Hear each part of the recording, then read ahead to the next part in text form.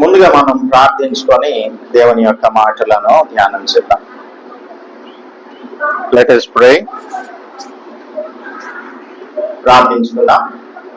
పరిశుద్ధుడా, మా ప్రియ ప్రభువా, మా రక్షక, ఈ ఆదివారం పరిశుద్ధ దినమున మీ సన్నిధిలో చేరి మేమందరం కూడా మిమ్మల్ని స్తుతించి ఆరాధించి గణపరచడానికి మాకు ఇచ్చిన ఈ సమయమును బట్టి మీకు కోటాను కోట్ల వందనములు చెల్లిస్తున్నా. పరిశుద్ధాత్మని యొక్క సహాయంతో ఈరోజు మీ మాటలను మేము ధ్యానించడానికి కృపను అనుగ్రహించమని, మా ప్రతి ఒక్కొక్కరితో కూడా మీరు మాట్లాడవలసిందిగా కోరుతూ క్రీస్తు యేసు పరిశుద్ధ నామంలో ప్రార్థిస్తున్నాం తండ్రి, ఆమేన్. ఫిలిప్పీయులకు రాసిన పత్రిక 4వ అధ్యాయం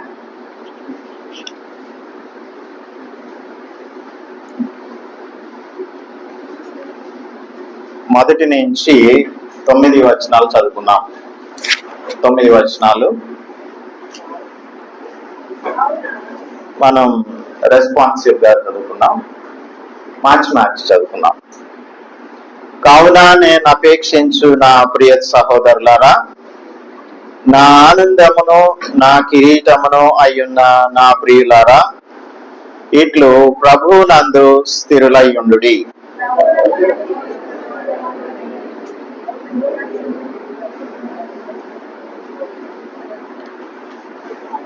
మూడవ వచనం, అవును నిజమైన సహకారి ఆ స్త్రీలు క్లెమెంతుతోనూ నా ఇతర సహకారులతోనూ సువార్త పనిలో నాతో కూడా ప్రయాసపడిన వారు గనుక వారికి సహాయం చేయమని నిన్ను వేడుకొనిచున్నాను. ఆ సహకారుల పేర్లు జీవ గ్రంథమందు వ్రాయబడి ఉన్నవి.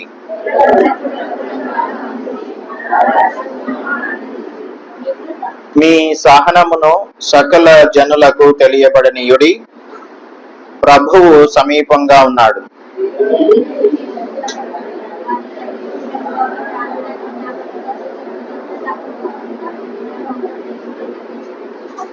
అప్పుడు సమస్త జ్ఞానమునకు మించిన దేవుని సమాధానం యేసు క్రీస్తు వలన మీ హృదయములకును మీ తలంపులకును కావలియుండును.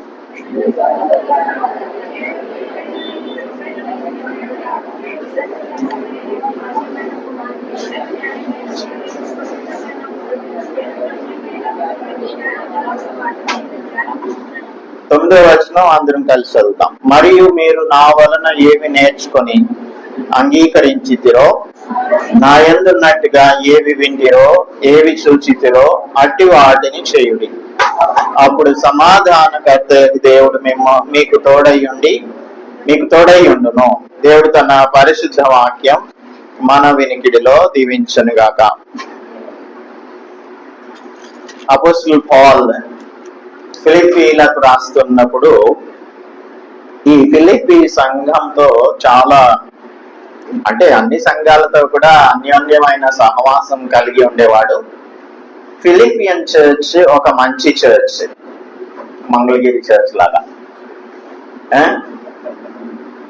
ఇప్పుడు మనం చదువుకున్నాం కదా, 9వ వచనంలో మనం మాట్లాడుకున్న విషయాలలో ఏమేమి మనలో ఉన్నాయి అనేది మనం ఈరోజు ధ్యానం చేస్తే అప్పుడు ఫిలిపియన్ చర్చ్ లాగా మంగళగిరి చర్చ్ ఉందా లేదా అనే దానిని పరిశీలన చేసుకుందాం.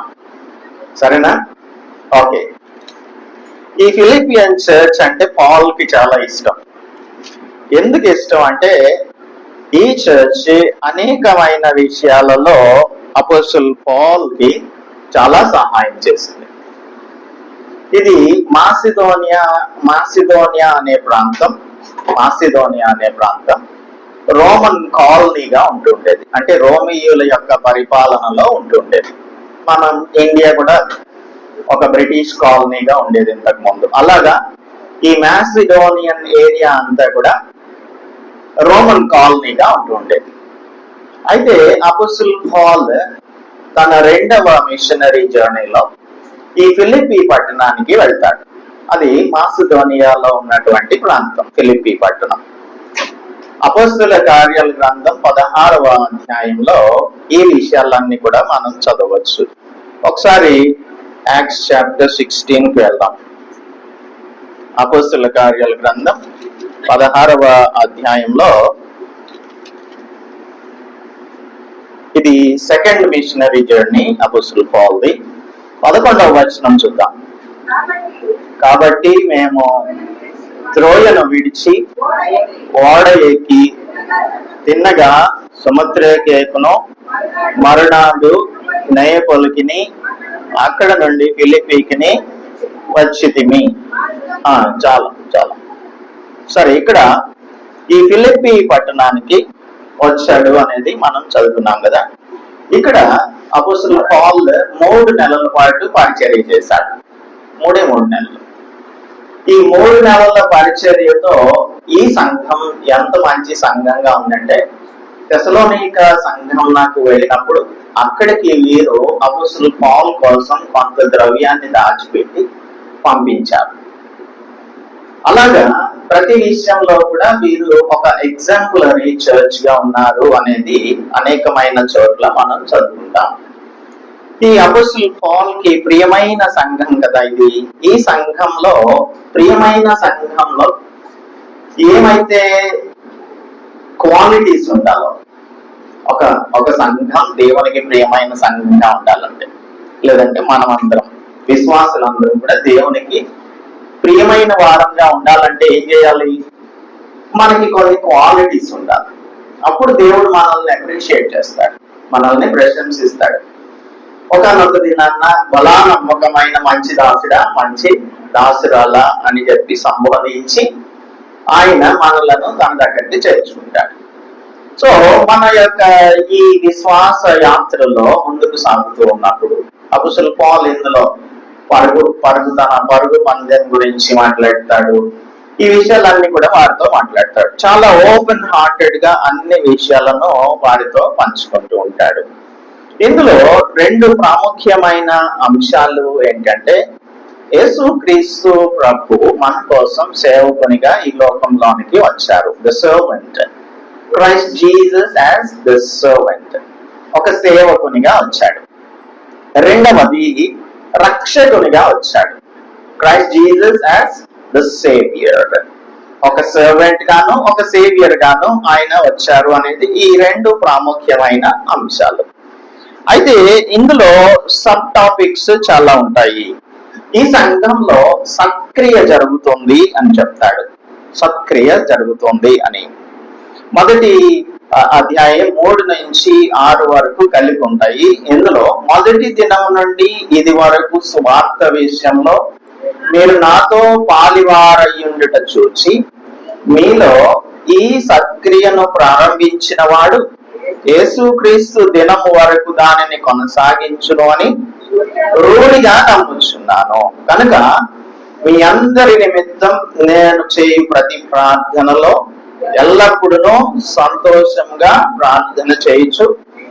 నేను మిమ్మల్ని జ్ఞాపకం చేసుకున్నప్పుడు ఎల్లను నా దేవునికి కృతజ్ఞతాస్తుతులు చెల్లించుచున్నాను. ఇప్పుడు ఒక వ్యక్తిని జైల్లో పెట్టారనుకోండి, ఆ జైల్లో పెట్టినప్పుడు చాలా సంతోషంగా ఉంటాడా, లేకపోతే బాధపడుతూ ఉంటాడా? బాధపడుతూ ఉంటాడు. నన్ను ఎందుకు బంధకాలలో ఉంచేశారు అనేది బాధ. అపోస్తలుల పౌలు ఈ పత్రికను రాసింది ఒక ప్రిజన్ లో ఉండి రాస్తూ ఉన్నాడు. ఇంతకు ముందు ఫిలిప్పీలో పరిచర్య చేశాడు. ఈ గ్రంథం రాయబడింది ఎప్పుడంటే సుమారుగా 50 నుంచి 60 ADలో రాయబడినటువంటి గ్రంథం. అపోస్తలుల పౌలు ఇంప్రిజన్మెంట్ లో ఉన్నప్పుడు రాసినటువంటి గ్రంథం ఇది. అయితే ఒక వ్యక్తి బంధకాలలో ఉంటున్నప్పుడు బాధపడుతూ ఉండటం కాదు, సంతోషించాలి అని చెప్పడం చాలా గొప్ప విషయం.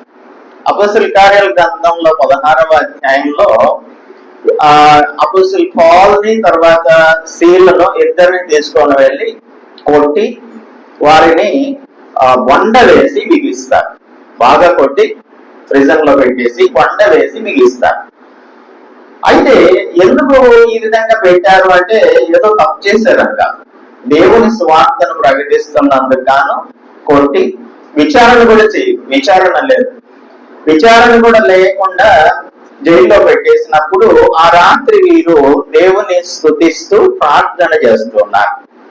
ప్రార్థన చేస్తుంటే దేవునికి ఒక మంచి సంకల్పం ఉంది. అక్కడ ఏంటంటే ఆ జైలు అధికారి ఉంటాడు కదా, ఆ జైలు అధికారి కుటుంబాన్ని రక్షించాలన్న ఉద్దేశం దేవునికి ఉంది. కాబట్టి అపోస్తలుడు పౌల్ ని ఆ విధంగా ప్రిజన్ కి పంపించాడు. ఎప్పుడైతే ఆ రాత్రి వారు పాటలు పాడుతూ దేవుణ్ణి స్తుతిస్తూ ఉన్నారో అప్పుడు గొప్ప భూకంపం కలిగింది. భూకంపం కలిగినప్పుడు ఈ చెరసాల నాయకుడు తనను తాను ఆత్మహత్య చేసుకోవాలని అనుకున్నాడు. ఎందుకు? అక్కడ ఉన్నటువంటి ప్రిజనర్స్ అందరూ పారిపోతే ఆయనకి వేసే శిక్ష ఏంటంటే మరణ శిక్ష. అందుకని భయపడిపోయి తనను తాను హత్య చేసుకోవాలని అనుకున్నాడు. అప్పుడు అపోస్తలుడు పౌలు చెప్తున్నాడు, మేమెవ్వరం కూడా ఇక్కడే, అందరం ఇక్కడే ఉన్నాం, ఎవరు ఎక్కడికి వెళ్ళలేదు, నువ్వేం భయపడొద్దు అని చెప్పి తనకు చెప్పి అప్పుడు ఆ ప్రిజనర్ ప్రిజన్ ఇన్ఛార్జ్ అపోస్తలుడు పౌల్ తో అసలు ఏంటి దీని యొక్క రహస్యం, ఈ విధంగా ఉండటానికి కారణం ఏంటి అని చెప్పి అయ్యేలాగా రక్షణ పొందుటకు నేనేం చెయ్యాలి అని అడిగితే అప్పుడు ప్రభువైన యేసునందు విశ్వాసం ఉంచు, అప్పుడు నీవును నీ ఇంటి వారును రక్షణ పొందుతారు అని చెప్పారు. ఆ విధంగా ఫిలిపియన్ సంఘం, అక్కడ లిడియా అని ఒక ఆమె ఉంది, ఊదా రంగు పొడిని అమ్ముతూ ఉండేది, తయతయర ప్రాంతంలో ఉండేటువంటి ఆట ఈ లూదియా. సో ఆ లూదియా అపోస్తలుడు పౌల్ ని పిలిచి వాళ్ళ ఇంట్లో పెట్టుకుంది. అలాగా అక్కడ సంఘం ఏర్పడింది. So church was planted at Philippi. ఈ ఫిలిప్పీలో చర్చ్ ప్లాంట్ చేయబడింది. ఇప్పుడు ఇదంతా మనం ఎందుకు మాట్లాడుకుంటున్నామంటే, ఒక వ్యక్తిని చెరసాలలో పెడితే ఎవరైనా సరే బాధపడుతూనే ఉంటారు, కానీ సంతోషించేవారు ఎవరు అంటే దేవుని బిడ్డలైన వారు. దేవుని చిత్తం లేకుండా ఏది కూడా మన జీవితంలో జరగడం లేదు అని ప్రతి ఒక్కరు కూడా నమ్మేటువంటి వారిగా ఉండాలి. అపోస్తలుడు పౌలు యొక్క బంధకాలు ఉన్నాయి కదా, ఈ బంధకాలు ఎందు నిమిత్తం వచ్చాయి అనేది ఆయనకే బాగా తెలుసు. ఎందుకంటే 13వ వచనం చూడండి, మొదటి అధ్యాయం 13వ వచనంలో, ఎలాగనగా నా బంధకములు క్రీస్తు నిమిత్తమే కలిగినవని ప్రెతోరియమను సేనలోని వారికి అందరికీ తక్కిన వారికి అందరికీ స్పష్టమాయను. అంటే అక్కడ ఉన్నటువంటి సైనికులు కూడా, సైనికులందరికీ ఈ బంధకాలు ఎందు నిమిత్తం వచ్చాయి అనేది తెలిసింది. అంటే బహుశా ఇక్కడ సైనికులు కూడా మారుంటారు. అట్లనే తక్కిన వారికి అందరికీ కూడా స్పష్టమాయను. ఈ విధంగా దేవుని యొక్క పరిచర్య జరుగుతోంది. బంధకాల్లో ఉన్నప్పటికీ కూడా ఈయన అన్ని కూడా లెటర్స్ రాస్తూ ఉన్నాడు. ఇందులో అపోస్తలుడు పౌల్ రాసినటువంటి పత్రికలలో ఇది ఒక పత్రిక, ప్రిజన్ ఎపిస్టల్ అని మనం చెప్తాము. ఇందులో చెప్పేటువంటి విషయాలు ఏంటంటే, మొట్టమొదటిగా దేవుడు మీలో సత్క్రియ జరిగించాడు అని చెప్తూ ఉన్నాడు. ఆ తర్వాత మొదటి అధ్యాయం 7వ వచనంలో, నా బంధకముల యందును నేను స్వార్థ పక్షమున వాదించుట యందును దానిని స్థిరపరచుట యందును మీరందరూ ఈ కృపలో నాతో కూడా పాలివారై ఉన్నారు కనుక నేను మిమ్మల్ని నా హృదయంలో ఉంచుకొని ఉన్నాను. ఇప్పుడు మనం 2 క్వాలిటీస్ చూసాం. మొట్టమొదటిది సత్క్రియ, సత్క్రియ. రెండవది దేవుని యొక్క పరిచర్యలో పాలి భాగస్తులుగా ఉన్నారు మీరు. సో మనలో దేవుని యొక్క సత్క్రియ జరిగిందా? దేవుని యొక్క సత్క్రియ జరగడం అంటే ఏంటి? దేవుని యొక్క కార్యం మన హృదయాలలో జరిగినప్పుడు దేవుని యందు మనం విశ్వాసం ఉంచాం. ఈ సత్క్రియను ప్రారంభించింది యేసుక్రీస్తు ప్రభు, దీనిని కొనసాగించేవాడు యేసుక్రీస్తు ప్రభువు. దీని యొక్క కొనసాగింపు మనలో జరుగుతుందా? రక్షింపబడిన తర్వాత ఆ రక్షణలో కొనసాగడం అనేది చాలా అవసరం. రక్షణలో ఎప్పుడో నేను రక్షణ పొందానని చాలా మంది చెప్తూ ఉంటారు. మరి ప్రస్తుతం నీ పరిస్థితి ఎలా ఉంది అనేది పరిశీలన చేసుకుంటున్నారా? ఇది రెండవ విషయం. సో సత్క్రియ మనలో ప్రారంభమైంది, ఈ సత్క్రియ మనలో కొనసాగుతూ ఉందా? రెండవది. ఆ తర్వాత మనం దేవుని యొక్క సేవలో పాలి భాగస్థులంగా ఉంటున్నామా లేదా అనేది 7వ వచనం ప్రకారంగా, నాతో కూడా పాలివారై ఉన్నారు, అందుకే నేను మిమ్మలను నా హృదయంలో ఉంచుకున్నాను అని అంటున్నాడు. సో ఇప్పుడు మనం దేవుని యొక్క సేవలో పాలి భాగస్థులంగా ఉంటున్నామా, ఇది మనం ఆలోచన చేసుకోవాలి. ఫిలిప్పీ సంఘం దేవునికి ప్రియమైన, పాల్కి ప్రియమైన సంఘం, దేవునికి కూడా ప్రియమైన సంఘం. మరి మనం ప్రియమైన సంఘంగా ఉండాలంటే మనం దేవుని యొక్క సేవలో పాలివారంగా ఉంటున్నామా లేదా అనేది మనం పరిశీలన చేసుకోవాలి. ఆ తర్వాత ఈ సంఘం ఎలాంటి సంఘం అంటే అన్ని విషయాలలో కూడా వీరు ఏక మనస్సు కలిగి ఉన్నారు. కానీ ఇందులో 2 స్త్రీలు ఉన్నారు. 2 స్త్రీలు డిస్ప్యూట్స్ రావడానికి ఎవరైనా కారణం కావచ్చు. సాతానికి మనం అవకాశం ఇచ్చినప్పుడు ఆ అవకాశం సాతానుడు చక్కగా వినియోగించుకుంటూ ఉంటాడు. అందుకని ఇందులో ఇప్పుడు మనం ఎవరు అవకాశం ఇస్తారు అనేది, ఇక్కడ మనం ఉంటున్నాం కదా, ఈ సంఘంలో మనం ఉన్నాం. ఈ సంఘంలో అంత ఏక మనస్సు కలిగిన వారిగా, ఏకాత్మ కలిగిన వారిగా ఉన్నారా లేదా అనేది మనం పరిశీలన చేసుకోవాలి. లేదు అంటే ఇక్కడ 2 ఉన్నారు. 4వ అధ్యాయంలో 2 స్త్రీలు ఉన్నారు.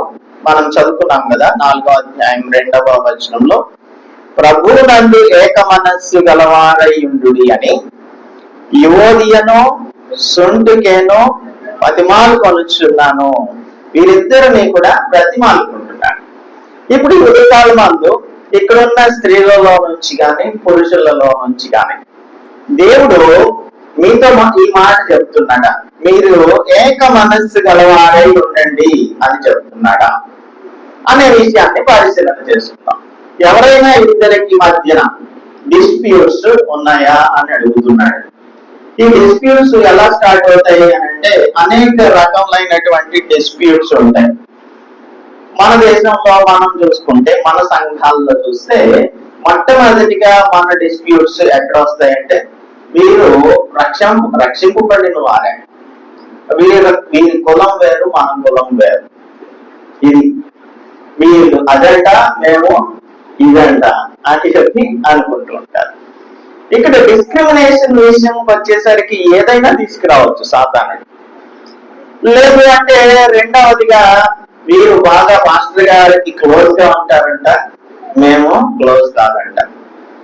ఎందుకు మాస్టర్ గారికి క్లోజ్ గా ఉన్నారంట ఆలోచన చేస్తే, పాస్టర్ గారు ఎక్కడికి అయితే వెళ్తారో అక్కడికి ఈయన వెళ్తున్నాడు వెంట. తర్వాత పాస్టర్ గారు అక్కడ ప్రార్థన పెడితే అక్కడ ఈ ఫ్యామిలీ ఖచ్చితంగా వెళ్తుంది. అందుకే పాస్టర్ గారికి వీళ్ళు బాగా ప్రియమైన వాళ్ళు. మనం ఏం చేద్దాం, దగ్గరలో ఒక సంఘం పెట్టారంట, అది పోలీస్ క్వార్టర్స్ లోనే, క్వార్టర్స్ అయినా ఇదే ఉంటారు దీన్ని, క్యాంపులో, పోలీస్ క్యాంపులో ఒక ఆయన ఒక క్యాంపు పెట్టాడు. ఆ క్యాంపుకి వెళ్దామా, కిందనే చర్చికి వెళ్దామా అనేది ఒక ఆలోచన. ఎందుకు మనం అక్కడికి వెళ్ళాలి అని అంటే, ఇప్పుడు మనం అంత క్లోజ్ గా లేము కిరణ్ అన్నయ్యతో, ఆయన మనతో క్లోజ్ ఉండట్లేదు. ఈయనకి కొన్ని ఫ్యామిలీస్ ఇష్టం, దానికి కొన్ని మనం ఆపాదిస్తూ ఉంటాం. ఏంటంటే మీరు వాళ్ళ కులస్తులంట, తర్వాత వాళ్ళ ఏరియాలో ఉంటారంట, వాళ్ళ పిల్లలు వీళ్ళ పిల్లలు కలిసి చదువుకుంటారంట, తర్వాత వారి ఫైనాన్షియల్ స్టేటస్ వీరి ఫైనాన్షియల్ స్టేటస్ ఒకటేనంట, వాళ్ళ అమ్మాయి డెన్మార్క్ లో ఉందంట, వీళ్ళ అమ్మాయి యుఎస్ లో ఉందంట. ఇలాగా కొన్ని కంపారిజన్స్ చేసుకుంటా ఉంటాం. మనం ప్రాక్టికల్ గా ఆలోచన చేస్తున్నాం. ఇవి చిన్న చిన్న డిస్ప్యూట్స్ గా స్టార్ట్ అవుతాయి. ఈ చిన్న డిస్ప్యూట్స్ ఎంత పెద్ద అవుతాయంటే, అపోస్టల్ పాల్ ఖైదులో ఉన్న ఆయనకి రిపోర్ట్స్ వెళ్ళాయి. ఈ రిపోర్ట్స్ ఎలా వెళ్ళాయి అని అంటే, ఈ సంఘం నుంచి ఎపఫ్రోదితు అని ఒక ఆయన ఉన్నాడు.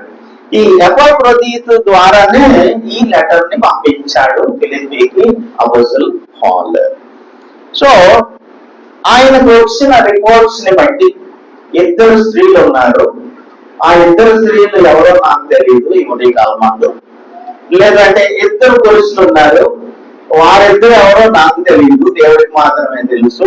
వీరిద్దరూ చాలా గొప్ప గలిబిలిని ఈ సంఘంలో కలిగిస్తున్నారు. ఎక్కడ? ఫిలిపియన్ చర్చ్ లో కలిగిస్తూ ఉంటే దాని విషయం ఏంటంటున్నాడు, బ్రతిమాలుకుంటున్నాను అని అంటున్నాడు. బ్రతిమాలుకుంటున్నాను. ఇది దేవుని యొక్క సంఘమా, లేకపోతే ఏదైనా పొలిటికల్ పార్టీనా? పొలిటికల్ పార్టీలో డిస్ప్యూట్స్ అనేవి ఖచ్చితంగా ఉంటాయి. ఎందుకు అంటే అధికారం కోసం పోరాటం చేస్తూ ఉంటారు. మరి మనం దేనికోసం పోరాటం చేస్తున్నాము? మన పోరాటం మంచి పోరాటం పోరాడము అని అంటాడు కదా అపోస్తలుడు పౌలు. నేను కూడా మంచి పోరాటం పోరాడాను అని కూడా చెప్తాడు. అలాంటప్పుడు మంచి పోరాటం అంటే ఇదా? ఏది? మనలో మనం డిస్ప్యూట్స్ కలిగి ఉండడమా? కాదు కదా.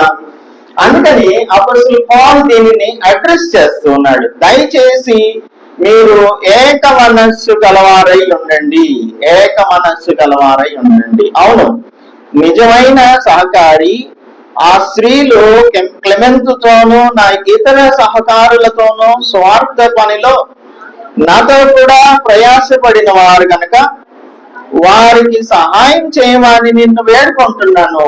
వీళ్ళు దేవుని యొక్క సేవలో పాల్గొప్పులు పొందుతున్న వారే. మనందరం కూడా దేవుని యొక్క పరిచర్యలో ఏదో ఒక విధంగా సహకారులుగా ఉంటూ ఉన్న వారమే. మన పేర్లు జీవ గ్రంథంలో రాయబడి ఉన్నవి.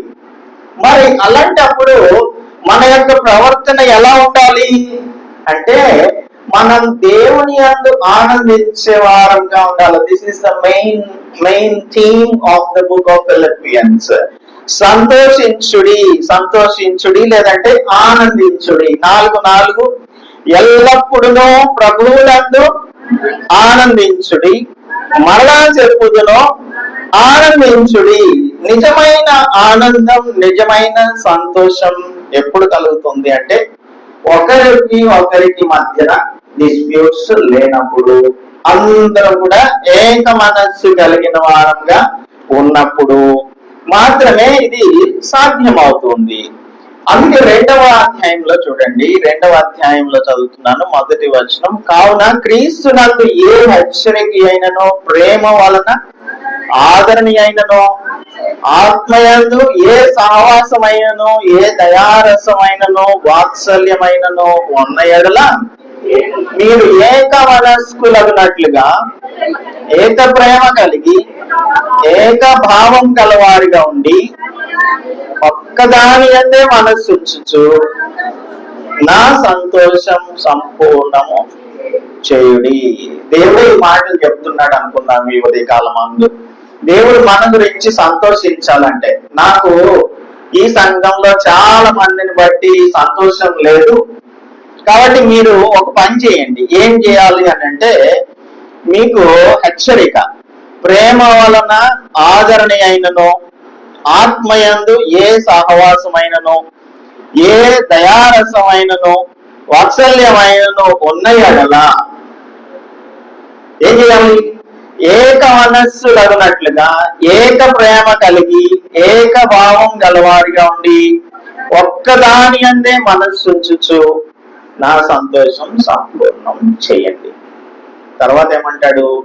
కక్ష చేతనైనను వృద్ధాతిశయం చేతనైనను ఏమీ చేయక వినయమైన మనస్సు గలవారై ఒకరికొకడు తనకంటే యోగ్యుడని ఎంచుచు మీలో ప్రతివాడును తన సొంత కార్యములను మాత్రమే కాక ఇతరుల కార్యములను కూడా చూడవలెను. ఇక్కడ ఆగుదాం. కక్ష చేత. ఎందుకు కక్ష? వీరికి మాకంటే ఎక్కువ ఫైనాన్షియల్ స్టేటస్ ఉంది అని కక్ష, లేదంటే వాళ్ళ పిల్లలు మా పిల్లల కంటే ఎక్కువ చదువుకుంటున్నారు అని కక్ష. ఇవే కదా కక్షలు. దీనివల్ల ఏమన్నా ప్రయోజనం ఉంటుందా? ఏముండదు. వృద్ధాతిశయం చేతనైనను ఏమీ చెయ్యక. వృద్ధాతిశయం. ఏం అతిశయం ఇది? ఇక్కడ చెప్తుంది కదా, వృధా అతిశయం అన్నమాట. ఇది వేస్ట్ గా అనవసరమైన విషయాలలో అతిశయిస్తూ ఉంటాం. ఏంటి? అది ఏదైనా కావచ్చు. నేను బాగా చదువుకున్నానన్న అతిశయం, నాకు మంచి ఉద్యోగం ఉంది అని అతిశయం, మా పిల్లలు బాగా చదువుకున్నారు అని అతిశయం, ఇంకా ఈ విధంగా అనేకమైన అనవసర అతిశయాలు చాలా ఉంటూ ఉంటాయి. కంపారిటివ్ గా చూస్తూ ఉంటాం మనం. కంపారిజన్ అని ఎప్పుడు కూడా మనం కంపారిజన్ ఎలా చేసుకోవాలి అని అంటే ఆత్మ సంబంధమైన విషయాలలో కంపేర్ చేసుకోవాలి. ఇప్పుడు ఈవిడ ఉపవాస ప్రార్థన లేదంటే ప్రార్థనలో రోజుకి 3 గంటలు ప్రార్థనలో గడుపుతుంది. నేను ఎంతసేపు గడుపుతున్నాను అని ఆలోచన చేయండి. ఆమెకంటే నేను ఎక్కువ చేస్తానా తక్కువ చేస్తానా, ఇంకా దీనికంటే నేను ఎక్కువగా ప్రార్థన చేస్తున్నా తక్కువగా ప్రార్థన చేస్తున్నా, ఇది కంపారిజన్. అంతేగాని మనం వేరే విషయాలలో కంపారిజన్ చేసుకోకూడదు. అన్ని కూడా ఆత్మ సంబంధమైన విషయాలలోనే కంపారిజన్ చేసుకోవాలి. వినయమైన మనస్సు గలవారై ఒకరికంటే ఒకడు తనకంటే యోగ్యుడని ఎంచు. ఇప్పుడు చాలా సార్లు ఇప్పుడు ఉంటున్న పరిస్థితులలో మనం సొసైటీని చూసి బాగా ఇన్ఫ్లుయెన్స్ అయిపోతూ ఉంటాం. ఇన్ఫ్లుయెన్స్ అయిపోయి మనం అనుకుంటాం మనం ఏ విషయంలో తక్కువ అని ఆలోచన చేస్తూ ఉంటాం.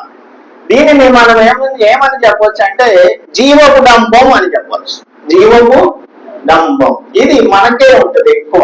జీవపు డంబం ఏంటంటే మనం దేవుని నమ్ముకున్నాం కదా, దేవుని నమ్ముకుంటే మనకు ఆయన జీవాన్ని ఇస్తాడు, లేదంటే నిత్య జీవాన్ని ఇస్తానంటున్నాడు. నేను నిత్య జీవం నాకు వారసురాలను అని మనం అనుకుంటాం. అందుకని గొప్పలు చెప్పుకుంటూ ఉంటాం మన గురించి. అలాగా ఈ జీవపు డంబం కలిగిన వారంగా మనం ఏం చేస్తామంటే అందరూ కూడా మనకంటే తక్కువ వారు అని అనుకుంటాం. కానీ ఈ లైఫ్ ప్రిన్సిపల్ ని అపోస్తలుడు పౌలు చెప్తున్నాడే, ఈ లైఫ్ ప్రిన్సిపల్ ని మన జీవితంలో పాటిస్తే ఏంటి అంటే ఫలానా వాళ్ళని గురించి మనం ఆలోచిస్తూ ఉన్నప్పుడు మనకి ఈర్ష్య కలుగుతుంది అనుకుందాం. ఈర్ష్య కలిగినప్పుడు మనం అనుకోవాలి ఈయన నాకంటే యోగ్యుడు, అన్ని విషయాల్లో యోగ్యుడు అని మనం అనుకోవాలి. ఈయన నాకంటే యోగ్యురాలు అని మనం అనుకోవాలి. అలా అనుకున్నప్పుడు మనం వారికంటే ఎక్కువగా ఆలోచన చేసేది లేదు. వాళ్ళు మనకంటే ఎక్కువ అయినప్పుడు వాళ్ళని మనం అనుసరించి నడుస్తూ ఉంటాం. కానీ మనల్ని వేరే ఒకరు అనుసరించి నడవాలని అనుకోము. ఇతరులను మనకంటే యోగ్యులుగా ఎంచుకోవాలి. మనం అలా ఎంచుకుంటున్నామా? ఈ క్వాలిటీస్ ఉంటేనే మనం ప్రియమైన దేవుని బిడ్డలంగా ఉంటాము. అందుచేత ఇక్కడ అంటున్నాడు మనము ఇతరులను మనకంటే యోగ్యులుగా ఎంచుకోవాలి. తర్వాత ప్రతివాడు తన సొంత కార్యములను మాత్రమే కాక ఇతరుల కార్యములను కూడా చూడాలి. మనలో ఎంతమంది సొంత కార్యాలు కాకుండా ఇతరుల కార్యాలను చేయగలుగుతున్నాం? అసలు మనం ప్రార్థన చేసేటప్పుడే మొట్టమొదటిగా మన గురించి చేసుకుంటాం, అవునా? మనము మన కుటుంబం. నెక్స్ట్ ఎవరైనా ప్రార్థన చేస్తున్నారు అని అంటే మన సంఘం అని ప్రార్థన చేసే వాళ్ళు ఎవరైనా ఉంటే చేతులెత్తమని నేను చెప్పట్లేదు, కానీ ఆలోచన చేయండి. మొట్టమొదటిగా మన సంఘంలో ఉన్న వారి గురించి ప్రార్థన చేస్తాము. తర్వాత మన దగ్గరకు వద్దామని ఎవరన్నా అనుకుంటారా? ప్రార్థన విషయంలోనే ఇది లేదు. అలాంటప్పుడు అన్ని విషయాలలో కూడా మనం వేరే వాళ్ళ కార్యాలను ఎలా చేయగలుగుతామో చూడగలుగుతాము. మొట్టమొదటిగా ఇది ఆలోచన రావాలి కదా, ఆలోచన రావాలా లేదా? ఇతరుల కార్యములను ఫస్ట్ చేద్దాం, తర్వాత మన కార్యాలను చేద్దాం. ఇది చాలా మంచి ప్రిన్సిపల్. మొట్టమొదటిది వేరే వాళ్ళు ఇతరులు మనకంటే యోగ్యులు అనుకోవడం, తర్వాత మన సొంత కార్యాలు కాకుండా ఇతరుల కార్యాలను చూడడం. క్రీస్తు యేసునకు కలిగిన ఈ మనస్సు మీరును కలిగి ఉండుడి. ఏది? యేసు ప్రభు యొక్క బిడ్డలు క్రీస్తు యేసు మనస్సు కలిగిన వారిగా ఉంటారు. అందుకే క్రీస్తు యేసు ఏం చేశారు? ఆయన సంగతి ఆయన ఆలోచించుకున్నారా? లేదు కదా. పరలోక వాక్యాన్ని విడిచిపెట్టేసి తర్వాత చెప్తాడు చూడండి, ఆయన దేవుని స్వరూపం కలిగిన వాడయ్యుండి దేవునితో సమానంగా ఉండుట విడిచిపెట్టకూడని భాగ్యం అని ఎంచుకొనలేదు గాని మనుష్యుల పోలికగా పుట్టి దాసుని స్వరూపమును ధరించుకొని తన్ను తానే రిక్తునిగా చేసుకొనెను. మనల్ని రిక్తునిగా చేసుకుంటున్నామా? అన్ని మనకే కావాలని అనుకుంటున్నామా? యేసు ప్రభు యొక్క మోడల్ ఇప్పుడు మనందరం కూడా ఏం చేస్తుంటామంటే రోల్ మోడల్స్ గా కొందరిని పెట్టుకుంటూ ఉంటాం. రోల్ మోడల్స్, ఈ రోల్ మోడల్స్ గా పెట్టుకొని వారిని మనం వెంబడించాలని లేదంటే అనుసరించి జీవించాలని అనుకుంటూ ఉంటాం. కానీ మనకు రోల్ మోడల్ ఎవరు? యేసుక్రీస్తు ప్రభువే. ఆయన ఏం చేశాడు? తనను తాను రిక్తునిగా చేసుకున్నాడు. తర్వాత మరియు ఆయన ఆకారమందు మనుష్యుడిగా కనబడి మరణం పొందినంతగా, అనగా శిలువ మరణం పొందినంతగా విధేయత చూపిన వాడై తన్ను తాను తగ్గించుకున్నాడు. ఇవే మనకు కావలసినటువంటివి. మెట్టుకు సహోదరులారా, ఏ యోగ్యత అయినను మెప్పైనను వండిన ఎడల అని మా థీమ్ వర్స్ కదా. ఏ యోగ్యత అయినను మెప్పైనను వండిన ఎడల మనం ఏం చేయాలి? సత్యమైనవి, మాన్యమైనవి, న్యాయమైనవి, పవిత్రమైనవి, రమ్యమైనవి, ఖ్యాతి కలిగిన వాటి మీద ధ్యానం ఉంచుకోవాలి. అందుకే యేసు ప్రభు ఏం చేశారంటే ఆయన మన కోసం తాను ఈ లోకంలోనికి వచ్చి శిలువ మరణం పొందినంతగా తనను తాను తగ్గించుకున్నాడు. తనను తాను తగ్గించుకున్నవాడు హెచ్చించబడతాడు. అందుకని యేసు ప్రభువుని దేవుడు ఏం చేశాడు? తండ్రి అయిన దేవుడు అందుచేత పరలోకమందున్న వారిలో గాని, భూమి మీద ఉన్న వారిలో గాని, భూమి క్రింద ఉన్న వారిలో గాని ప్రతివాని మోకాలును యేసు నామమున వంగునట్లును ప్రతివాని నాలుకయు తండ్రి అయిన దేవుని మహిమార్థమై యేసు క్రీస్తు ప్రభువుని ఒప్పుకొనున్నట్లును దేవుడు ఆయనను అధికంగా హెచ్చించి ప్రతి నామమునకు పై నామమును ఆయనకు అనుగ్రహించారు. ఇది ఆయన చేసిన కార్యం వలన ఆయన పొందిన గెలుపు. తండ్రి అయిన దేవుడు ఆయనను ఒక సింహాసనాసీనునిగా చేశాడు. ఉన్నతమైన స్థితిలోనికి తీసుకొని వెళ్ళారు. అందుకే మనం చేయవలసింది ఏంటంటే ఎప్పుడు కూడా దేవుడు మనకు అనుగ్రహించిన రక్షణను భయంతో, వణుకుతో కొనసాగించే వారంగా ఉండాలి. రెండవది, యేసుక్రీస్తు ప్రభువునే మనం మాదిరిగా కలిగి ఉండాలి. నెక్స్ట్ అంటున్నాడు, మీరెల్లప్పుడూ విధేయులై ఉన్న ప్రకారం నా ఎదుట ఉన్నప్పుడు మాత్రమే కాక, దీనినే హిపోక్రసీ అని అంటాం, దీనినే వేషధారణ. నా ఎదుట ఉన్నప్పుడే కాకుండా మరి ఎక్కువగా నేను మీతో లేని ఈ కాలమందు భయముతో, వణుకుతో మీ సొంత రక్షణ కొనసాగించుకొనుడి. ఇప్పుడు మనం ఏదో చూస్తుంటాం, పాస్టర్ గారు వస్తున్నప్పుడు మనం ఏం చేస్తాం? దానిని ఆపేస్తాం. ఎందుకు అని అంటే పాస్టర్ గారి దృష్టిలో మంచి వాళ్ళు అనిపించుకోవాలి, మంచి విశ్వాసం కాదు కదా. దేవుని దృష్టిలో మనం మంచి విశ్వాసులంగా ఉండాలి. అందుకే నేను మీతో కూడా ఉన్నప్పుడే కాదు, నేను మీతో లేనప్పుడు కూడా మీరు మీ సొంత రక్షణను కొనసాగించాలి. ఎందుకనగా మీరు ఇచ్చించుటకును కార్యసిద్ధి కలుగు చేసుకొనుటకును తన దయా సంకల్పం నెరవేర్చుటకై కార్యసిద్ధి కలుగు చేయవాడు దేవుడే. ఇప్పుడు మనం ఒక వక్ర జనాంగం మధ్యన జీవిస్తున్నాం. అందుకని అంటాడు, మీరు మూర్ఖమైన వక్ర జనం మధ్య నిరపరాధులను, నిష్కలంకులను, అనింద్యులను అయిన దేవుని కుమారులు అన్నట్లు చదువుతున్నారా? సంశయాలున్నాయా? అన్ని కార్యాలు సంశయాలతోనూ సణుగులతోనూ చేయండి అంటున్నాడు కదా. కాదా? ఏమంటున్నాడు? సంశయములు మానాలి, సణుగులు మానాలి.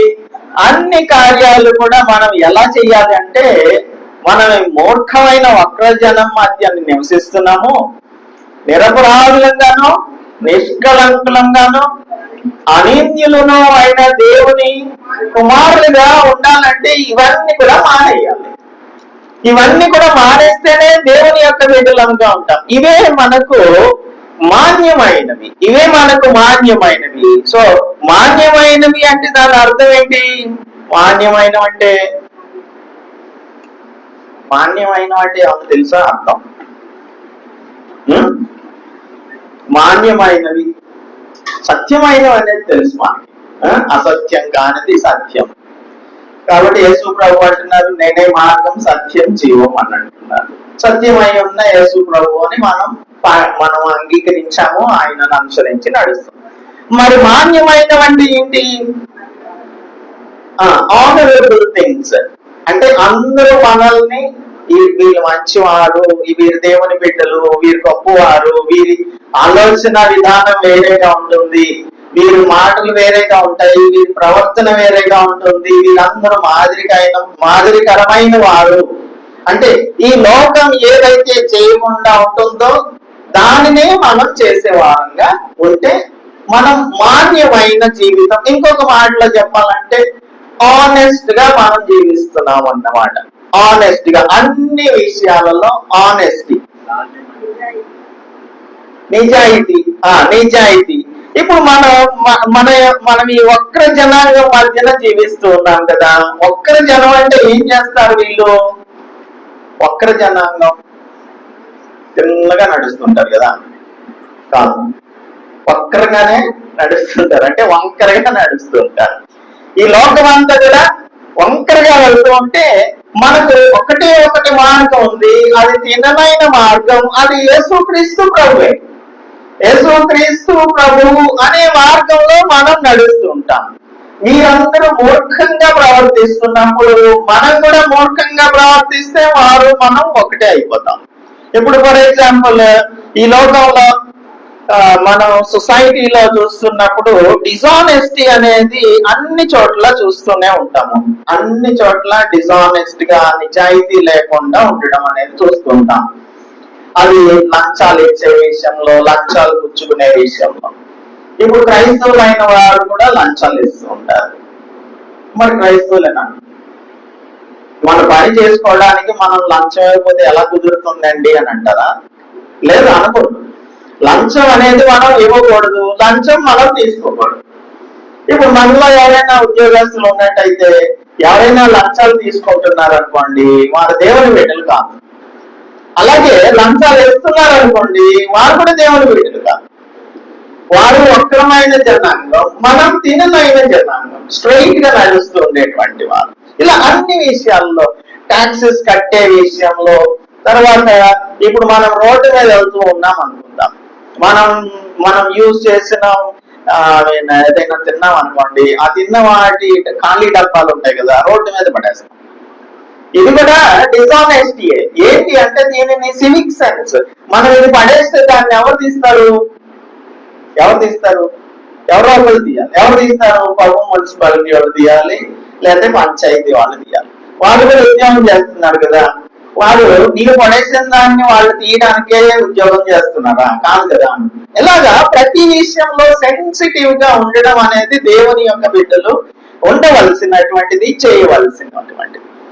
అందుకే నిరపరాధులుగా, నిష్కలంకులుగా, అనింద్యులుగా, నిరపరాధులుగా మన మనస్సాక్షి మన మీద దోషారోపణ చేయకూడదు. మరి ఇలాంటి చిన్న విషయాలలో మనస్సాక్షి దోషారోపణ చేస్తున్నాం మన మీద. ఎందుకు ఇలా చేస్తున్నావు అని సెన్సిటివ్ గా మనం ఉండగలుగుతున్నామా? ఉండట్లేదు అంటే మనం మాన్యంగా జీవించట్లేదు అనే అర్థం. సో మాన్యమైన వాటి మీద మనం దృష్టి పెట్టాలి, సత్యమైన వాటి మీద దృష్టి పెట్టాలి, నిరపరాధులంగా, నిష్కలంకులంగా జీవించాలి. తర్వాత అట్టి 16వ వచనం చదువుతున్నాను, 2:16. అట్టి జనం మధ్య మీరు జీవవాక్యమును చేతబట్టుకోవాలి. అంటే దాని అర్థం ఏంటి? బైబిల్ పట్టుకొని తిరగమన్నాడు కాదు. బైబిల్ తల కింద పెట్టుకొని పడుకోవాలి కదా, పిల్ల కింద పెట్టుకొని, లేకపోతే పిల్ల పక్కన పెట్టుకొని, లేదంటే కొందరు ఏం చేస్తారంటే ఒక చిన్న బైబిల్ బ్యాగ్ లో పెట్టుకొని తిరుగుతూ ఉంటారు. జీవవాక్యం చేత పట్టుకోనంటే అదే అర్థమా? అదేనా? చెప్పట్లేదండి, చెప్పండి. మన హృదయంలో పెట్టుకోవాలి. మన హృదయంలో నేను పాపం చేయకుండా ఉండాలంటే ఏం చేయాలంటాడు డేవిడ్? నా హృదయంలో నీ వాక్యమును ఉంచుకున్నాను. 119 కీర్తన. మరి ఎంతమంది దేవుని యొక్క మాటని ఈరోజు చదివారు? ఆదివారం కదా, మనం చదవడం అవసరం లేదు, పాస్టర్ గారు చదువుతారు, అది మనం వింటాం. అది స్కిప్ చేసిన వాళ్ళు ఎంతమంది ఉన్నారు? ఉన్నారు లేదా? నిజం చెప్పండి. ఏవి సత్యం అయినవో, ఏవి మాన్యం అయినవో వాటి మీద మనం దృష్టి పెట్టాలి కదా. సత్యం చెప్పడం మనం చదివామా ఈ రోజు అంటే చదవలేదు, 90% చదవలేదు. ఎందుకు? చర్చిలో చదువుతాం కదా, ఆయన ఏదో చెప్తారు, అది మనం చదువుతాం, అయిపోయింది, చదివేశాం కదా. మరి అలాంటప్పుడు అన్ని విషయాల్లోనూ అలాగే ఉండాలి మనం. ఇది ఆయన చేసేస్తాడు, మనం చేయని అవసరం లేదు అని వదిలేద్దాం. చదువుకునే పిల్లలు ఉంటారు కదా, మనం చదవద్దు. టీచర్ ఎలాగో ఆ లెక్క రాస్తాడు బోర్డు మీద, ఆయన చేసేసాడు కాబట్టి మనకు వచ్చేసాడు. లేదంటే ఒక ఫార్ములానో ఒక థియరమో ఎక్స్ప్లెయిన్ చేశాడు, అయిపోయింది, మనకు వచ్చేసింది, ఇంకా మనం చేయని అవసరం అంటే సరిపోతుంది. ఎగ్జామ్ కూడా ఆయనే వచ్చి రాస్తాడు కదా. జీవవాక్యం చేత పట్టుకొని అంటే జీవవాక్యాన్ని మనం ఎంతమంది రెగ్యులర్ గా చదువుతున్నామో దానిని మన హృదయాలలో భద్రపరుచుకుంటున్నాం. దేవుని వాక్యం మనల్ని మన పాదములకు దీపము, మన త్రోవకు వెలుగై ఉన్నది కదా. మంచిగా చెప్తున్నారు మెమరీ వర్సెస్, బాగానే ఉంది. అయితే ఇది ఎంతవరకు యూటిలైజ్ చేస్తున్నామో, మనం చీకటి త్రోవలో నడుస్తున్నప్పుడు, ఏది పడుకున్నప్పుడు ముసుగు పెట్టుకొని మొబైల్ ఫోన్ పెట్టుకొని చీకటి సంగతులు చూస్తున్నప్పుడు కదా, వెలుగుగా ఉందా దేవుని యొక్క వాక్యం? మరి నా పాదములకు దీపం, నా త్రోవకు వెలుగు అంటే మన పాదములకు దీపం, మన త్రోవకు వెలుగు. బయటికి వెళ్ళినప్పుడే, ఇంట్లో మొబైల్ చూస్తున్నప్పుడు, లేకపోతే దొంగ విషయాలు చూస్తున్నప్పుడు, దొంగ పనులు చేస్తున్నప్పుడు కాదు కదా. ఆలోచించండి. దేవుని వాక్యం మనల్ని ప్రతి విషయంలో కూడా హెచ్చరిస్తుంది. ఇది నువ్వు చేస్తున్నావు, ఇది తప్పు అని చెప్తుంది. చెప్పినప్పుడు దానిని ఎప్పుడైతే సరి చేసుకుంటామో అప్పుడు మనం ఈ లోకంలో డిఫరెంట్ గా జీవించగలుగుతాం. లోకమందు మనం ఎలా ఉంటాం? అప్పుడు జ్యోతుల వల్లే కనబడుచున్నారు. చాలా లైట్లు పెట్టారు ఇక్కడ, చాలా లైట్లు పెట్టారు. నాకు జ్యోతులు కనిపిస్తున్నాయంటే ట్యూబ్ లైట్లు కనిపిస్తున్నాయి. లోకమందు మనం జ్యోతులుగా కనిపిస్తున్నామా?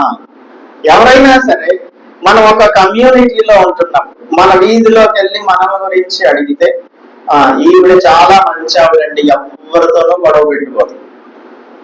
ఈయన చాలా మంచోడండి, ఆయన పనేదో ఆయనే చూసుకుంటాడు, వస్తాడు, ఆఫీస్కి వెళ్తాడు, ఆయన పనేదో ఆయన పిల్లలు స్కూల్కి తీసుకెళ్తాడు, తీసుకొస్తాడు.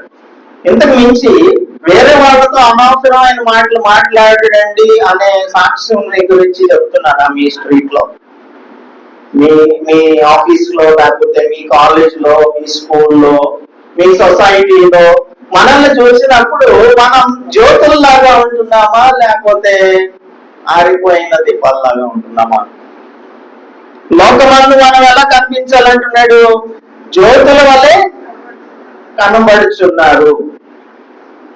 అందువలన నేను వ్యర్థంగా పరిగెత్తలేదనియు, నేను పడిన కష్టం నిష్ప్రయోజనం కాలేదనియు, క్రీస్తు దినమున నాకు అతిశయ కారణం కలుగు.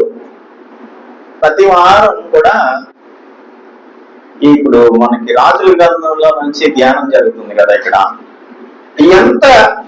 ఎంత కష్టపడి దాని మీద మెడిటేట్ చేసి ఆ వాక్యం చెప్తున్నారో ఆలోచన చేస్తే నాకు ఏమనిపిస్తుందంటే, ఇప్పుడు ఒకానొక దినాన్న మన పాస్టర్ గారు మనల్ని గురించి అతిశయపడే విధంగా మన సంఘంలోని వాళ్ళు ఎదిగారా అని ఆలోచన చేస్తే ఎంతవరకు ఎదిగారు అనేది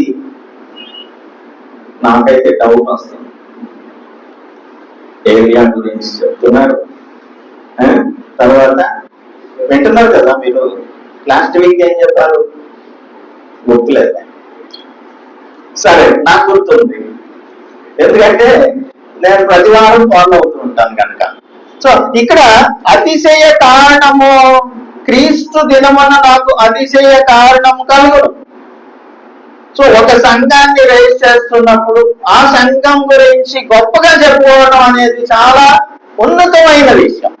సో ఈ సంఘం గురించి మన కాపరి లేదంటే ఈ సంఘాన్ని చూసినటువంటి వారు గొప్పగా చెప్తే అప్పుడు అతిశయ కారణం. ఎంత కష్టపడి నేను ఉదయకాలం అందు అక్కడికి వెళ్ళి అక్కడ వాక్యం చూసుకొని మళ్ళీ ఇక్కడికి వచ్చి ఇక్కడ వాక్యం చెప్తున్నందుకు అబ్బా నా సంఘం ఎంత బాగా ఎదిగిపోయింది అని అతిశయ కారణంగా మన పాస్టర్ గారికి మనం ఉంటే అప్పుడు దేవునికి మనం ప్రియమైన వారంగా ఉన్నట్టు. కానీ అరే అక్కడి నుంచి కష్టపడి ఉదయం అనకపోయి అక్కడ వాక్యం చెప్పుకొని ఇక్కడ పరిగెత్తుకుంటూ వచ్చి ఇక్కడ వాక్యం చెప్తే ఇక్కడేమో ఎవరు కూడా మారట్లేదు అని చెప్పి బాధపడుతూ ఉంటే దాని వలన దేవుడికి ఏమాత్రం ఘనత రాదు. అపోస్తలుడు పౌలు ఈ సంఘం గురించి అతిశయ కారణంగా ఉండాలని అనుకుంటున్నాడు. మరియు మీ విశ్వాస యాగంలోను దాని సంబంధమైన సేవలోను నేను పానార్పణంగా పోయబడినను నేను ఆనందించి మీ అందరితో కూడా సంతోషిస్తాను. ఇటువలనే మీరు ఆనందించి నాతో కూడా సంతోషించుడి అని చెప్తున్నాడు. సో ఇవి నిజమైనటువంటి క్వాలిటీస్ మనకి కావాలి. మన సంఘం ఈ విధంగా ఎదిగితేనే దేవునికి ఇష్టమైన సంఘంగా ఉంటాము. సో ఏవి మెప్పైనను ఉండిన ఎడలు ఏవి సత్యమైనవో, ఏవి మాన్యమైనవో, ఏవి న్యాయమైనవో, న్యాయమైన విషయాల మీద మనం ఆలోచన చేయాల్సి ఉంటుంది. అందుకే మనం ఏం చేయాలంటే న్యాయంగా ప్రవర్తించే వారంగా ఉండాలి. ఈ సొసైటీలో మనలను చూసినప్పుడు ఎంతకంటే కరెక్ట్ గా ఎవరు ఉండట్లేదు అనే విధంగా మనం జీవించాలి. ఆ తర్వాత ఏవి పవిత్రమైనవో అపవిత్రమైన వాటన్నిటిని కూడా మనం విడిచిపెట్టేసేయాలి. అపవిత్రమైన వాటిని మనలో నుంచి తీసేసుకోవాలి. ఇవి చాలా విషయాలలో ఇప్పుడున్న సొసైటీ వక్ర జనాంగం మధ్యన మనం జీవిస్తున్నప్పుడు అంతా కూడా అపవిత్రత, క్యాజువల్ రిలేషన్షిప్స్ ని, తర్వాత ఇంకా మన యొక్క పద్ధతులు అన్యుల యొక్క పద్ధతులు ఒకే విధంగా ఉంటున్నాయి. ఇమ్మోడెస్ట్ గా బట్టలు వేసుకోవడం, ఇమ్మోడెస్ట్ క్లోదింగ్, తర్వాత వల్గర్ ఎంటర్టైన్మెంట్స్. ఏంటి అంటే మనకు టెలివిజన్ లో వచ్చేటువంటి అంతా కూడా హాస్యాస్పదంగా చూపిస్తూ ఉంటారు కదా. చాలా మంది టెలివిజన్ కి అడిక్ట్ అయిపోయిన వాళ్ళు చాలా మంది ఉన్నారు ఇప్పుడు. అందులో కొన్ని కార్యక్రమాలు ఏంటంటే అంత ఎగతాళి, ఏదైనా ఎగతాళి. అది వల్గర్ ఎంటర్టైన్మెంట్ అని అంటాము. అందుకనే అపోస్తలుడు పౌలు ఎఫెసీయులకు రాస్తున్నప్పుడు 5వ అధ్యాయంలో చెప్తున్నాడు చూడండి. 5వ అధ్యాయం 3 నుంచి ఏ విధమైన అపవిత్రతయే కాని లోభత్వమే కాని వీటి పేరైనను ఎత్తకూడదు. ఇదే పరిశుద్ధులకు తగినది. జారత్వమే గాని అది ఏ రకమైన జారత్వమైనా కావచ్చు.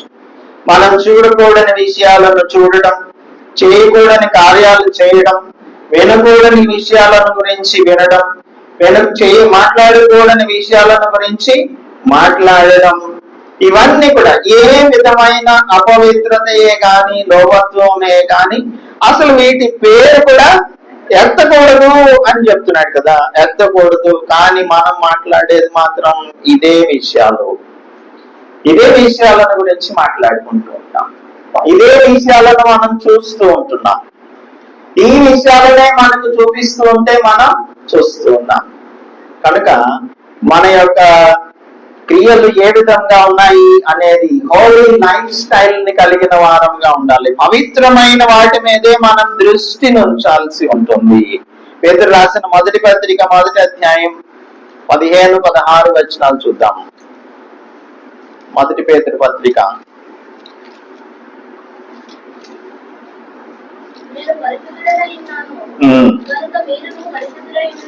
మీరును పరిశుద్ధులై ఉండుడి అని రాయబడి ఉన్నది.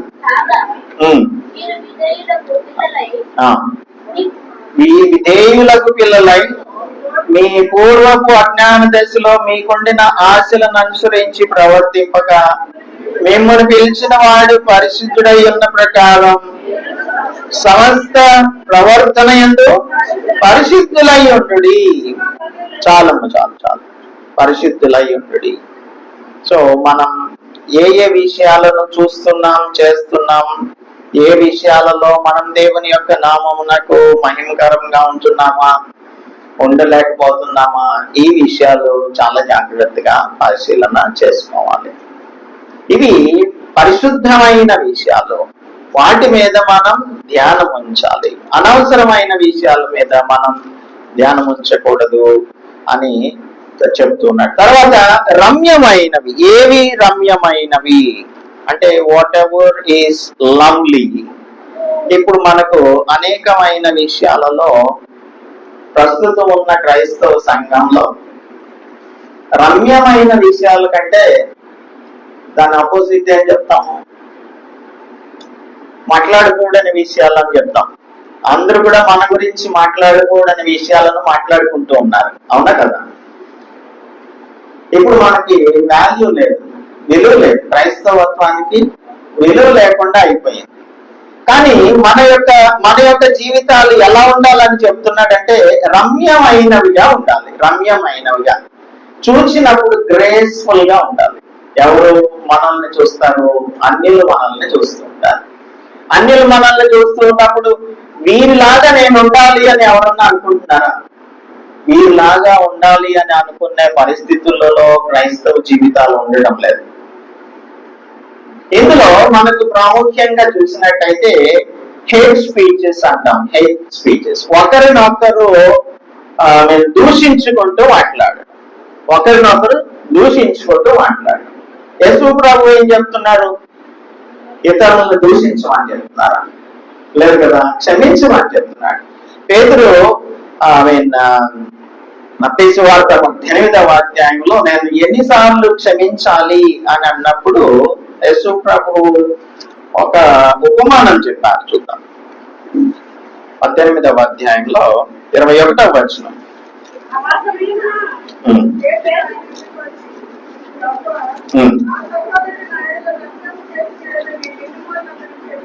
ఎన్ని మార్లు క్షమించాలి? 7 మార్లు మట్టుగా అని అడిగాడు. అప్పుడు ఇక్కడ ఒక ఉపమానం చెప్పాడు. ఆ ఉపమానం ఏంటంటే ఒక దాసుడు ఉన్నాడు, యజమానునికి కొంత అప్పు ఉన్నాడు. ఆ అప్పు అంతా కూడా క్షమించేశాడు. అప్పంతా కూడా క్షమించేసిన తర్వాత వీడికి ఇంకొక తోడి దాసుడు ఉన్నాడు. ఆ తోడి దాసుడు ఈయనకి అచ్చున్న దానిని ఇవ్వమని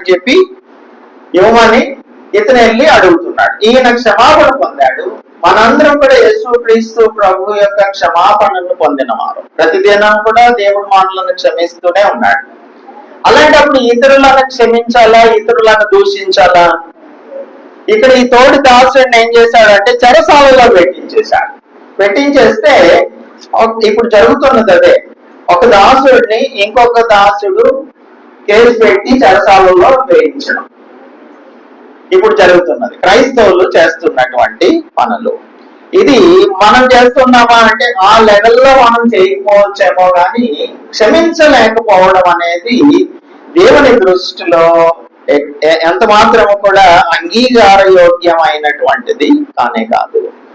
సో రమ్యమైన విషయాలు అనంటే ఇందులో అన్ఫర్గివ్నెస్ అనేది ఉండకూడదు, ఇతరులను బెదిరించడం ఉండకూడదు, ఇతరులను వేధించడం ఉండకూడదు, రిలీజియస్ డిబేట్స్ ఉండకూడదు, తర్వాత పొలిటికల్ డిబేట్స్ ఉండకూడదు.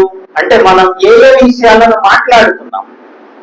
డిబేట్ అనేది ఎప్పుడైనా చేసినట్టయితే ఒక వాదన ఒకరితో మనం వాదిస్తున్నామంటే వాళ్ళు మన మాట అసలు వింటారా? వాదించినప్పుడు వింటారా? వినరు, ఎట్టి పరిస్థితుల్లోనూ వినరు. మరి అలాంటప్పుడు వాదించడం ఎందుకు? వారి మతం ఏదో వారు పాటిస్తూ ఉన్నారు. మనల్ని దేవుడు రక్షించాడు కాబట్టి మనది మతం కాదు, మనది ఒక మార్గం, మనం ఒక మార్గంలో వెళ్తూ ఉన్నాం. అలాంటప్పుడు ఇతరులను మనం విమర్శించిన అవసరం లేదు, మన పనేదో మనం చేసుకుంటే సరిపోతుంది. అందుకని క్రైస్తవులైన వారు ఇతర మతాలను దూషించడం కానీ, ఇతర మతాలను కించపరచడం కానీ, మీ దేవుళ్ళు ఇలాంటి వాళ్ళు అంటే వాళ్ళు దేవుళ్లే కాదని చెప్తున్నారు కదా. అలాంటప్పుడు వారి గురించి మనం మాట్లాడి అనవసరంగా టైం వేస్ట్ చేసుకోవడం తప్ప ఇంకేది కూడా ఉండదు. These are not lovely things. ఇవన్నీ కూడా రమ్యమైన ఏమాత్రం కూడా కానే కాదు. మనం చేయవలసింది అందరితోనూ ప్రేమ కలిగిన వారముగా ఉండాలి. 13వ అధ్యాయంలో 1 కొరింథీ పత్రికలో చెప్తున్నాడు అపోస్తలుడు పౌలు. ముగించేసుకోబోతున్నాం. మనుషుల భాషలతోనూ దేవదూతల భాషలతోనూ నేను మాట్లాడినను, ప్రేమ లేని వాళ్ళనైతే మ్రోగిడి కాంచును గణగణలాడు తాళన్నై ఉన్నాను. 4వ వచనం చదువుదాం. ప్రేమ దీర్ఘకాలం సహించును, దయ చూపించును, మత్సరపడదు, దంభంగా ప్రవర్తించదు, ఉప్పొంగదు, అమర్యాదగా మాట్లాడదు, స్వప్రయోజనమును విచారించుకొనదు, త్వరగా కోపపడదు, అపకారమును మనస్సులో ఉంచుకోదు, దుర్నీతి విషయమై సంతోషపడక సత్యమందు సంతోషించును, అన్నిటినీ తాలుకొనును, అన్నిటినీ నిరీక్షించును, అన్నిటినీ ఓర్చును, ప్రేమ శాశ్వత కాలం ఉండను. చాలు. ఎన్ని ఉన్నాయంటే ఇక్కడ 15 క్వాలిటీస్ ఉన్నాయి. ఎప్పుడన్నా లెక్క పెట్టారా? ప్రేమ అంటే 15 విషయాలు చెప్పాడు ఇక్కడ. 15 విషయాలు. ఇవన్నీ కూడా మనం ప్రేమతో జీవించాలి అని చెప్తూ ఉన్నాయి. ప్రేమతో జీవించాలి, అప్పుడు మాత్రమే రమ్యమైన జీవితంగా మన యొక్క జీవితం ఉంటుంది. ఇందులో ఇక్కడ ఉన్నటువంటి వాటిలో అన్ని మనం పాటించగలిగితే మనం ప్రియమైన దేవుని బిడ్డలుగా ఉంటాం. అసలు మన లైఫ్ స్టైలే మారిపోతుంది, సంపూర్తిగా మారిపోతుంది. వీటి మీదే మనం ధ్యానం ఉంచాలి. అనవసరమైన వాటి మీద కాదు ధ్యానం ఉంచేది. ఏవి ఖ్యాతి గలవో అని అంటే వీటిని మనం ఏం చెప్పొచ్చు అని అంటే they should be of good report. ఎవరైనా దీని గురించి మాట్లాడాల్సి వస్తే అవి చాలా గొప్ప విషయాలు అని చెప్పుకుంటున్నట్టుగా ఉండాలన్నమాట. ఇందులో మన దగ్గరకు వచ్చేసరికి ఖ్యాతి కలిగినవి ఏవి, ఖ్యాతి లేనివేమి అనేది మనం డిస్క్రిమినేట్ చేయగలగాలి. ఇందులో గాసిపింగ్ ఒకటి మెయిన్, ఖ్యాతి కలిగినది కాదు. కొన్ని విషయాలనే నేను పాయింట్అవుట్ చేయాలని అనుకుంటున్నాను. మనం ఇతరుల గురించి మాట్లాడడం అనేది అది గాసిపింగ్ అంటారు. గాసిపింగ్ ఇది చేయకూడదు, ఇది ఖ్యాతి కలిగిన విషయం కాదు. మనం ఎప్పుడు కూడా థర్డ్ పార్టీని గురించి ఆ వ్యక్తి లేనప్పుడు మాట్లాడకూడదు. ఇది ఒక ప్రిన్సిపల్ గా పెట్టుకోవాలి. ఒక వ్యక్తి మనతో లేనప్పుడు ఆ వ్యక్తిని గురించి మనం మాట్లాడు. ఆ వ్యక్తి ఉన్నప్పుడే నువ్వు ఇలా చేశావు అని మనం వారిని అడగాలి, లేకపోతే వాడికి చెప్పాల్సి ఉంటుంది. అంతేగాని లేనప్పుడు ఆమె గురించి ఏం చెప్పుకోవడం, ఆమె చెప్పుకోవడం, ఆమె వెళ్ళి అక్కడికి చెప్పడం, ఆవిడ వెళ్ళి ఇక్కడ చెప్పడం. అంటే పురుషులు కూడా అలాగే చేస్తుంటారు అనుకోండి. ఇది ఖ్యాతి కలిగిన విషయాలు కాదు. సంఘం ఎలా ఉండాలంటే ఏక మనస్సు కలిగి, ఏకాత్మ కలిగి ఉండాలని చెప్తున్నాడు కదా. ఏక మనస్సు, ఏకాత్మ. ఇప్పుడు ఇక్కడ ఎందుకు మీరు మధ్యన డిస్ప్యూట్స్ వచ్చాయి అని అంటే ఈ విషయాలు మాట్లాడడం వల్లనే అపఖ్యాతి కలిగించేవి, దేవుని నామానికి అపఖ్యాతి కలిగించేవి ఏవి కూడా మనం చేయకూడదు అని మనం ఎప్పుడు కూడా మన యొక్క మనస్సులో ఉంచుకోవాలి. వీటి మీద ధ్యానం ఉంచుకోవాలి. ధ్యానం ఉంచుకోవాలంటే ఇప్పుడు ధ్యానం చేయడానికని చాలా మంది వెళ్తున్నారు కదా. ఏం ధ్యానం? మెడిటేషన్ యోగాకి అంటారు, క్రైస్తవులు కూడా యోగాకి వెళ్తూనే ఉంటారు. ఇవన్నీ కూడా వీళ్ళు ఏం చేయాలి? Transcendental meditation. ఇది ట్రాన్సెండెంటల్ మెడిటేషన్ అంటే మనం ఈ లోక సంబంధమైనవి కాకుండా వేరే విషయాలను మనం ధ్యానించాలి అని చెప్తున్నాం కదా. ఆ ట్రాన్సెండెంటల్ మెడిటేషన్ కాదు, మనం చేయాల్సింది దేవుని యొక్క వాక్యాన్ని మెడిటేట్ చేస్తే అప్పుడు మన యొక్క లైఫ్ స్టైల్ మారుతుంది. తర్వాత మరియు మీరు నా వలన ఏమి నేర్చుకొని అంగీకరించితిరో, ఇవన్నీ అపోస్తలుడు పౌలు చెప్పాడా? మీరు అల్లరి చేసుకోండి, ఒకరి మీద ఒకరు తిట్టుకోండి, తర్వాత కంప్లైంట్స్ చేసుకోండి, ఈ విధంగా ఏం చెప్పట్లేదు. ఆయన చెప్పింది ఎప్పుడు కూడా ప్రభువు నందు ఆనందించండి, మరలా చెప్పుదును ఆనందించండి. ఇంకా మీ సహనములో 5వ వచనం, సకల జనులకు తెలియబడనీయుడి.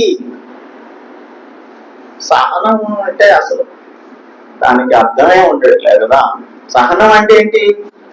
ఎవరన్నా మనల్ని తిడితే మళ్ళా వాళ్ళని తిట్టడం కదా. ఎవరన్నా ఏదన్నా మనల్ని అంటే వాళ్ళ నాన్నని, వాళ్ళ అమ్మమ్మని, వాళ్ళ తాతయ్యని కూడా తిట్టేయడం కదా. ఇది సహనం. క్రైస్తవ సహనం అంటే ఇదే.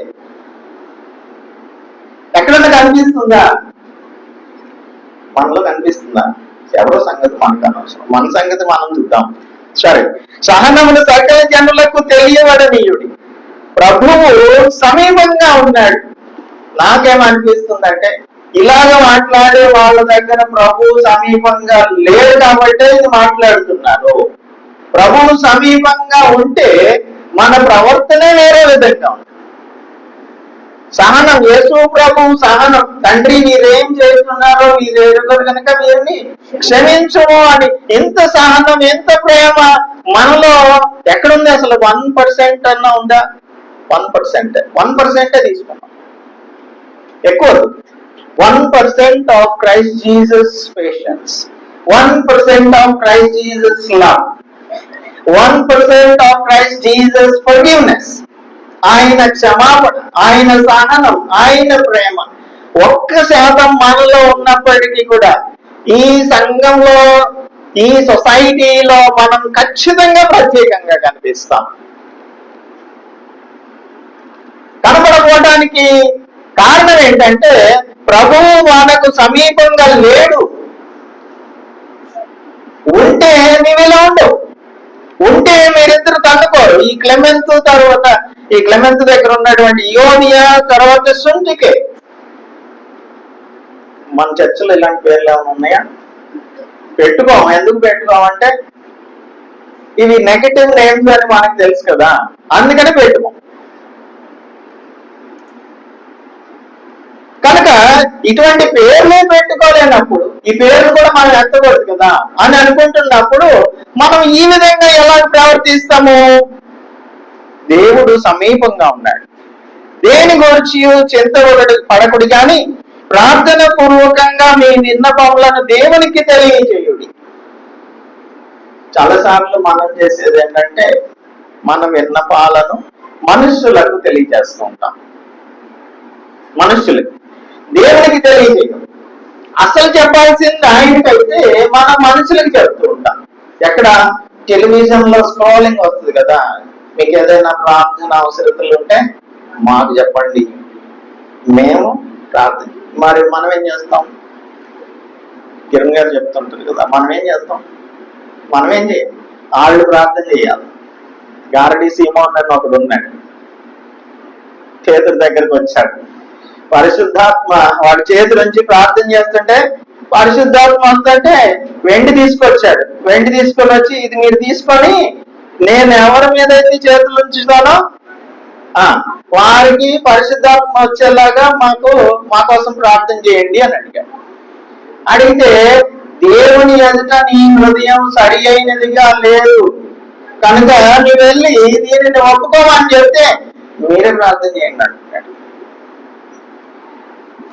ప్రేయర్ రిక్వెస్ట్స్ పంపించే వాళ్ళందరూ ఫస్ట్ దేవుడి దగ్గర ప్రార్థన చేయండి.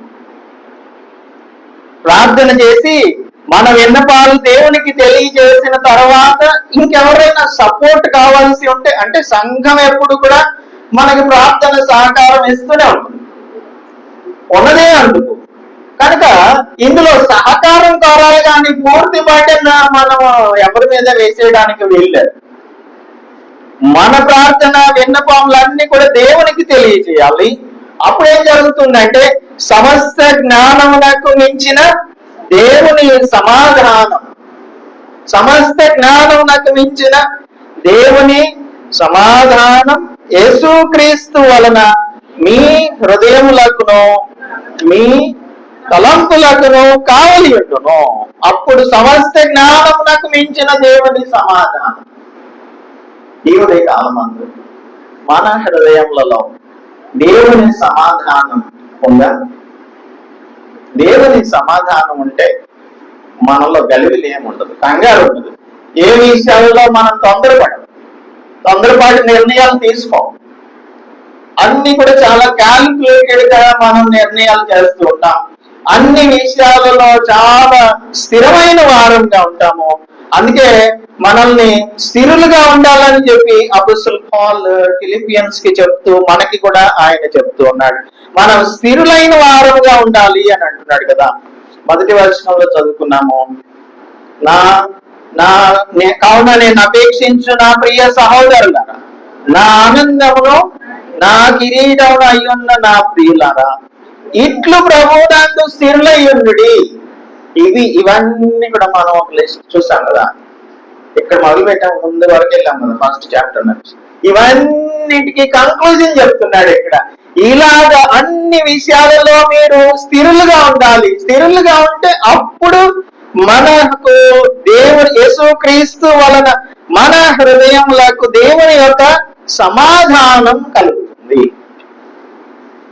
సమాధానం లేకపోవడానికి మనం ఇటు అటు కొట్టుకొని పోయే వారం లాగా ఉండటానికి, అస్థిరులంగా ఉండటానికి కారణం ఏంటంటే ఇవన్నీ కూడా వేటి మీద మన దృష్టి ఉంచాలో, వేటి మీద మనం ధ్యానం ఉంచాలో ఆ విషయాల మీద ధ్యానం ఉంచకపోవడం వలన ఈ ఏమంటారు వీటిని విపరీతమైన క్రైస్తవ పోకడ అని చెప్పవచ్చు.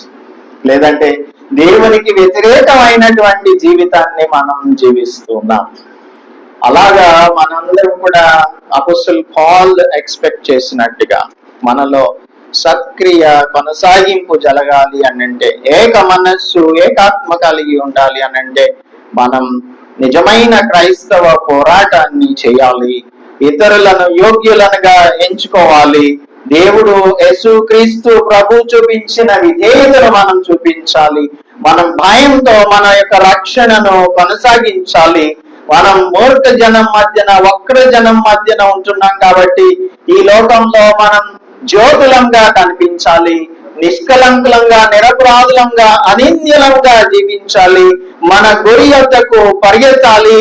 ఆ తర్వాత మన పౌరస్థితి ఎక్కడుంది అనే విషయాన్ని మనం తెలుసుకోవాలి. తర్వాత ఆయన యందు ఆనందించే వారంగా ఉండాలి అని అపోస్తలుడు పౌలు ఈ ఉదయకాలమందు మనందరినీ కూడా హెచ్చరిస్తూ ఉన్నాడు. అందుకే ఎపఫ్రోదితుతో ఈ లెటర్ ని పంపిస్తూ ఉన్నాడు.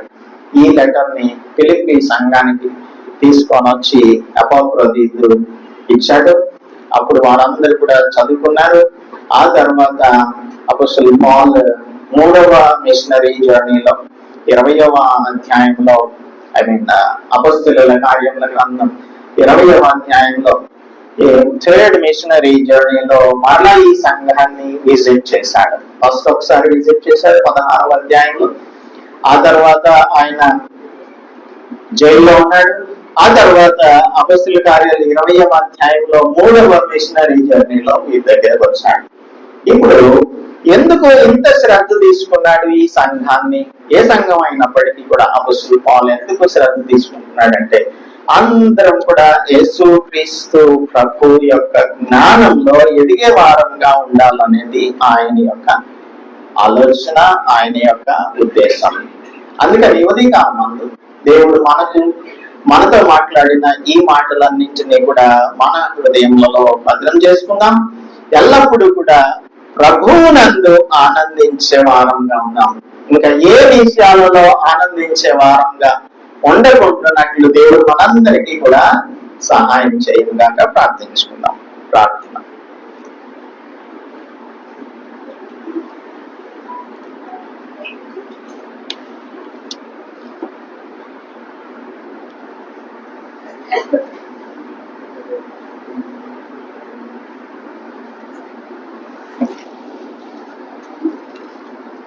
దేవుడు మనలో తన యొక్క సత్క్రియను ప్రారంభించాడు.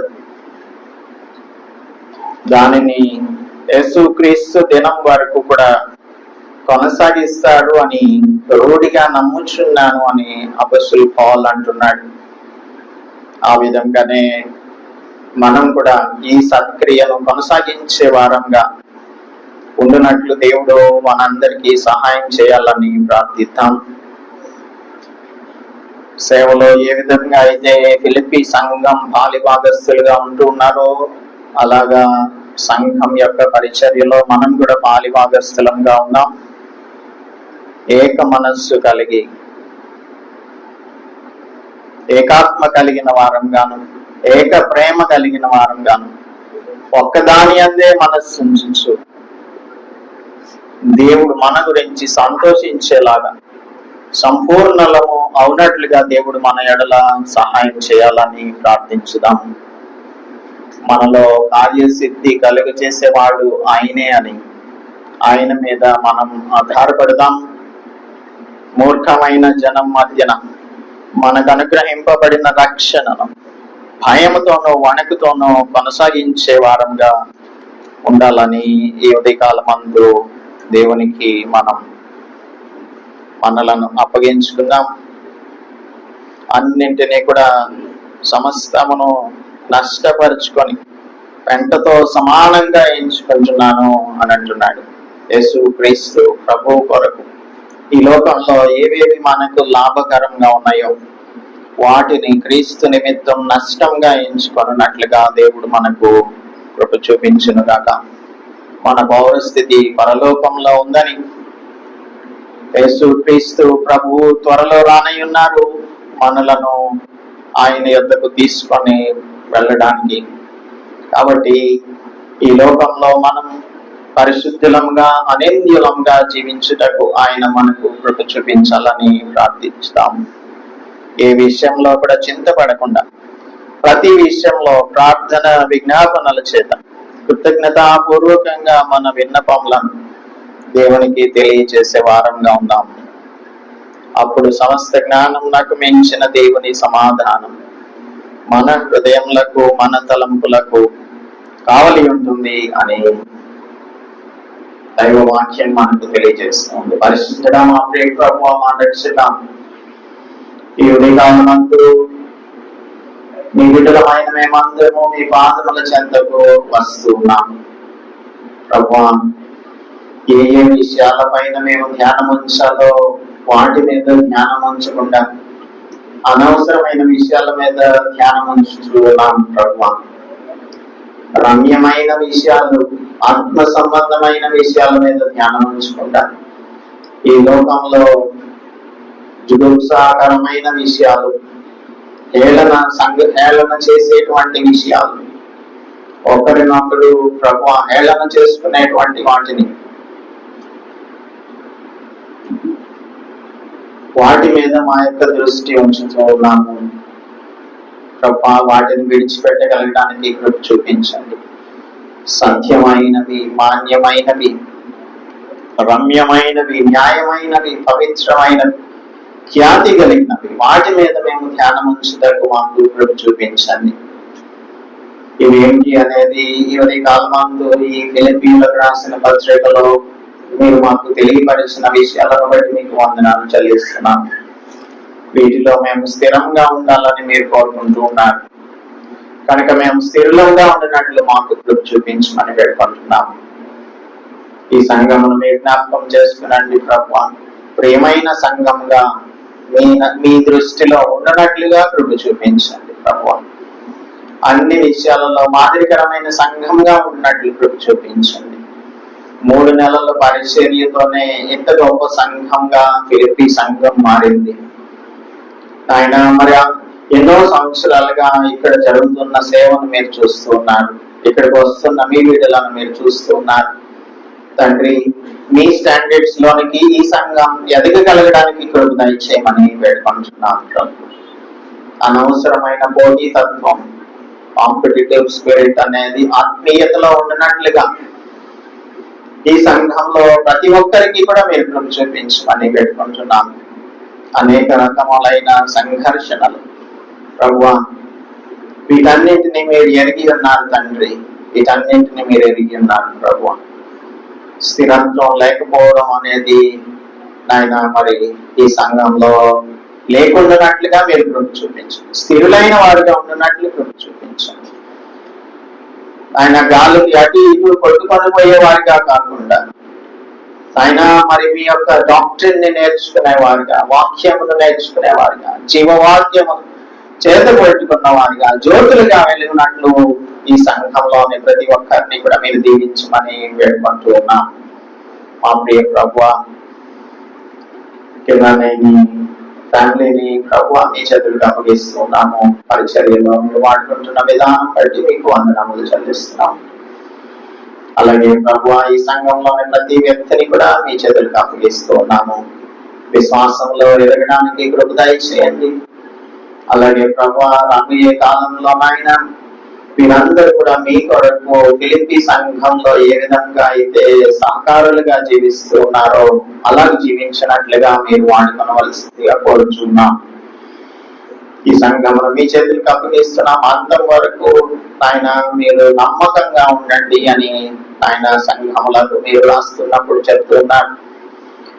మీకు జీవ కిరీటాన్ని ఇస్తాను అని చెప్తున్నారు కనుక అలాగే ప్రభువా, మా గురియద్దకు మేము పరిగెత్తడానికి, మీరు అనుగ్రహించే జీవ కిరీటాన్ని పొందుకోవడానికి ఇక్కడ కూడుకొని ఉన్న ప్రతి ఒక్కరికి కూడా మీరే కృపను అనుగ్రహించమని, మీ చిత్తమైతే మరి ఒకసారి మేమందరం కలిసి మీ మాటలను ధ్యానించే భాగ్యం దయచేయమని మీ కుమారుడు మా రక్షకుడు యేసుక్రీస్తు పరిశుద్ధ నామములో ప్రార్థిస్తున్నాం తండ్రి.